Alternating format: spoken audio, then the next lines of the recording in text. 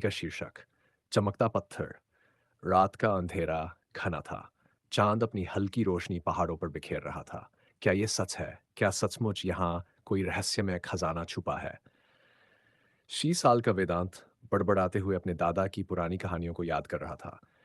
दादा हमेशा कहते थे, उस जंगल के बीच एक चमकता पत्थर है जो सिर्फ उसे दिखाई देता है जो दिल से सच्चा हो।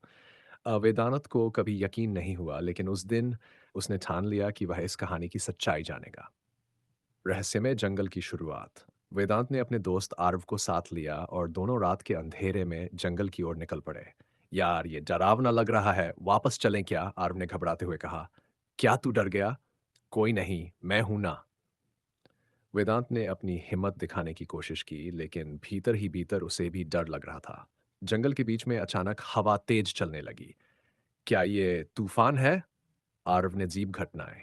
दोनों आगे बढ़े, तभी एक चमकती रोशनी दिखी। वो क्या है? वेदांत ने चौंकते हुए कहा। शायद वो वही पत्थर है जिसके बारे में दादा कहते थे, आरव ने उत्साह से कहा। दोनों तेजी से रोशनी की ओर बढ़े, लेकिन जैसे ही वे पास पहुंचे, रोशनी गायब हो गई। क्या ये हमारा वहम था?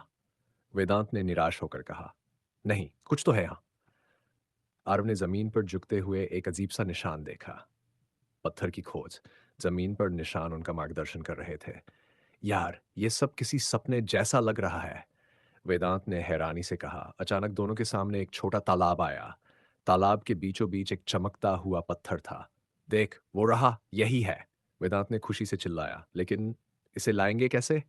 आरव ने पानी की गहराई को देखते हुए कहा। परीक्षा का समय। जैसे ही वेदांत ने तालाब में कदम रखा, पानी में से एक अजीब आवाज आई। तुम यहाँ क्यों आए हो? ये पत्थर तुम्हारे लिए नहीं है। दोनों चौंक कर पीछे हट गए। ये कौन है? कौन बोल रहा है? वेदांत ने घबराते हुए कहा। अचानक पानी से एक धुंधली आकृति निकली। ये पत्थर सिर्फ उन्हीं को मिलता है जो दूसरों के लिए कुछ करना चाहते हैं, न कि अपने लिए। तुम्हारे इरादे क्या है? आकृति ने गंभीरता से पूछा। वेदांत ने हिम्मत जुटाते हुए कहा, मैं इसे अपने गांव की मदद के लिए लाना चाहता हूँ। हमारे गांव में पानी की कमी है और ये पत्थर शायद हमारी मदद कर सके। असली जादू आकृति मुस्कुराई। तुम सच्चे हो, इसलिए ये तुम्हारा है। पानी गायब हो गया और पत्थर वेदांत के हाथ में आ गया। ये क्या हो रहा है? आरव ने चकित होकर कहा। जैसे ही पत्थर ने वेदांत को छुआ, आसपास के सूखे पेड़ों में जान आने लगी। तालाब पानी से भर गया। ये चमत्कार है, सचमुच चमत्कार, वेदांत ने कहा। वापसी। दोनों पत्थर लेकर गांव लौटे। पत्थर को गांव के बीच रखा गया और धीरे धीरे गांव में हरियाली और पानी लौट आया। तूने कर दिखाया यार, आरव ने खुशी से कहा। यह मेरी नहीं, हमारी कोशिश थी, वेदांत ने मुस्कुराते हुए कहा।